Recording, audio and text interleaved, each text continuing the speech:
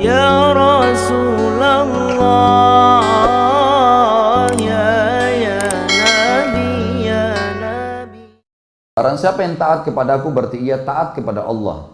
Dan barang siapa yang durhaka kepadaku, maka dia telah durhaka kepada Allah. Artinya semuanya harus diikuti karena ini perintah sang pencipta Allah. Dan barang siapa yang taat kepada pemimpin pilihanku, misal Nabi SAW lagi safar keluar kota, kemudian beliau menitipkan Madinah kepada salah seorang sahabatnya, atau beliau mengirim pasukan, ditunjuk salah satu jadi pemimpin perang, maka harus dipatuhi. Siapa yang patuh pada pemimpin yang aku tunjuk, dia telah patuh kepadaku. Siapa yang maksiat, durhaka pada pemimpin yang aku tunjuk, maka dia telah maksiat kepadaku. Saya kasih contoh. Seorang sahabat Nabi bernama Amr bin As radhiyallahu anhu. Tahu ya? Orang ini dulu musuh Islam. Setelah dia masuk Islam 3 bulan, Nabi SAW membentuk pasukan untuk menyerang salah satu suku Arab yang memang dasarnya mau menyerang Madinah. Suku ini suku besar. Amr bin As baru masuk Islam 3 bulan, oleh Nabi SAW dijadikan pemimpin perang. Itu menjadi pimpinan perang, komando perang. Dan di dalam pasukan itu ada Abu Bakar, ada Umar, ada Uthman, ada Ali, ada Talha, ada Zubair, ada sahabat-sahabat yang mulia nih. Tapi Nabi SAW tunjuk Amr bin As, harus dia jadi pemimpin. Dan pimpinan perang teman-teman kalau sudah ditunjuk nggak boleh dimaksiati. Dia bilang berhenti-berhenti, makan-makan, pulang-pulang, perang-perang, harus dipatuhi. Ini sabda Nabi SAW, siapa yang mentaati pimpinan yang aku tunjuk, dia taat padaku. Siapa yang maksiat, maka dia maksiat kepadaku. Teman-teman sekalian, waktu itu pasukan dikirim, tempatnya jauh, musim dingin. Teman-teman kalau tahu, saya subhanallah waktu hadapin musim dingin di Madinah karena 7 tahun di sana. Kalau musim dingin dan kita pergi ke daerah padang pasir, teman-teman, luar biasa, menusuk ke tulang. Waktu itu dingin sekali. Apa instruksinya Amr bin As? Jangan ada yang nyalakan api. Nggak boleh ada yang nyalakan api. Umar bin Khattab tahu, ini Amr bin As ini, kalau bahasa kita anak kerucu nih. Baru masuk Islam 3 bulan mau ngatur-ngatur gimana nih? Dan dulu musuh Islam ini. Amr bin As ini perlu antum tahu ya radhiyallahu anhu. Beliau yang diutus oleh Quraisy ke negeri Habasyah untuk menjemput Ja'far bin Abi Thalib dengan teman-temannya. Kembali ke Mekah baru untuk disiksa. Tapi dia masuk Islam di tangannya Najasyi. Kaget dia, kok Najasyi raja itu bisa masuk Islam? Akhirnya dia belajar, dia masuk Islam gara-gara itu. Kata Umar, hai Amr, dingin. Kau larang bakar api, gimana ceritanya nih? Kata dia, instruksi kok nggak boleh bakar api. Coba bayangin, Umar bin Khattab ini 1 kali di box Amr ini bisa mati. Orangnya tinggi besar. Emosi Umar, tapi ditinggal. Ke Abu Bakar, ya Abu Bakar, Amr ini nggak, apa ini anak baru kemarin masuk Islam, sudah gini instruksinya gitu.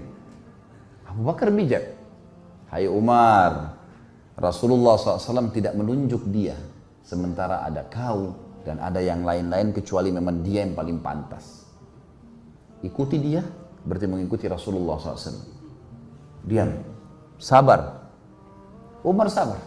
Besok pagi, menjelang subuh, pimpinan perang teman-teman, itu dia yang harus jadi imam. Gak boleh orang lain. Ada Abu Bakar, ada Umar, ada Uthman, ada Ali, ini penghafal Quran semua ini. Ulama besar, nggak boleh, harus Amr jadi imam. Memang sudah begitu. Hukum syar'inya begitu. Subhanallah, Amr bin As mimpi junub. Ini kisahnya begitu. Amr bin As mimpi junub. Waktu dia keluar, minta dia bawakan air oleh beberapa pasukannya, gitu kan. Umar tanya, kenapa Amr?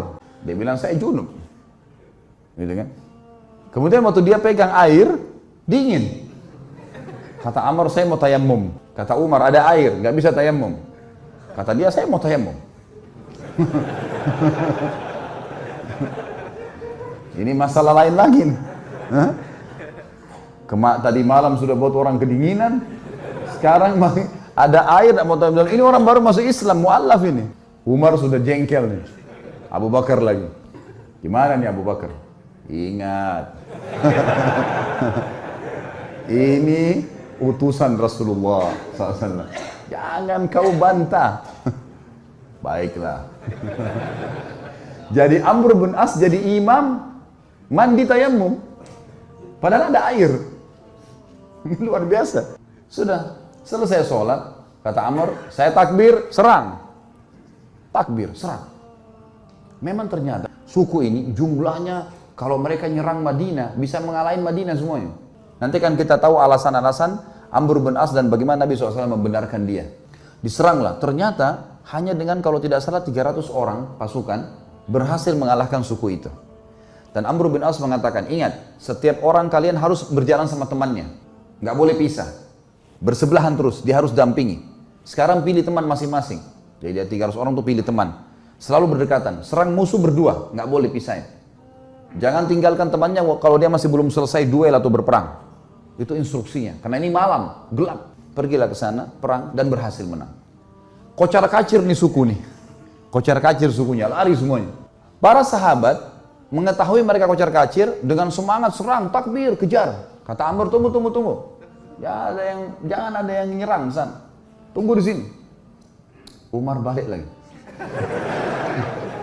Hai Amr, musuh udah kalah. Tinggal kita kejar, tebas nih.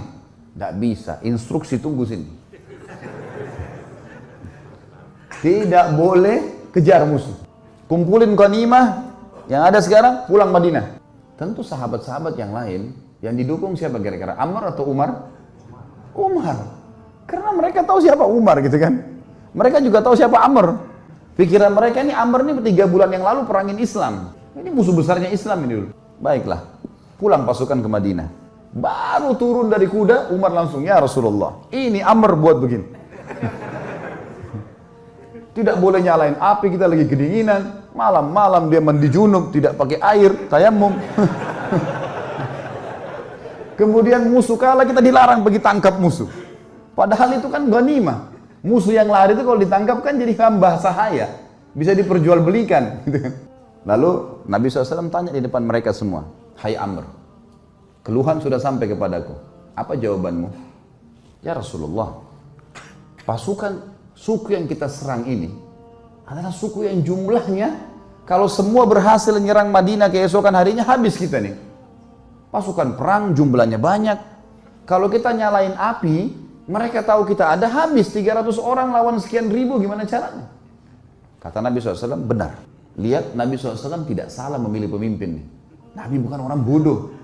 Hah? Wahyu dari langit nih. Yang kedua, kenapa kau mandi junub dengan tayammum? Ya Rasulullah, airnya seperti es. Kalau saya mandi, saya bisa sakit, mati. Saya pemimpin. Kalau saya sakit, saya pimpin perang. Instruksi Anda, saya pemimpin. Nggak bisa, udara dingin di padang pasir. Maka saya tayammum. Kata Nabi SAW, kau benar. Umar yang tadinya marah, redam. Yang ketiga, kenapa kau biarin orang pergi, nggak ditangkapin? Ya Rasulullah, 300 orang. Lawan sekian ribu orang pasukan ini. Kalau kocar kacir pasukan saya, nyerang sana sini nangkap, kita akan dikalahkan pasti. Mereka bisa tahu jumlah kita, tapi kalau kita ngumpul, kelihatannya banyak. Dan target kan ngalahin mereka. Mereka sekarang sudah takut dan mereka gelap tidak tahu jumlah pasukan kita. Ngapain kita nyerang-nyerang sana? Toh ganimanya sudah ada. Target sudah tercapai. Mereka kalah, nggak usah buru-buru itu. Kata Nabi SAW, kau benar. Abu Bakar balik ke Umar. Nah, sudah tahu? Jadi teman-teman sekalian, jangan sampai terlintas di benak antum kalau Nabi SAW ada yang beliau tidak tahu. Ini Nabi SAW ini yang kita tidak tahu beliau sudah tahu. Bukan cuma di sini, di surga sudah diperlihatkan.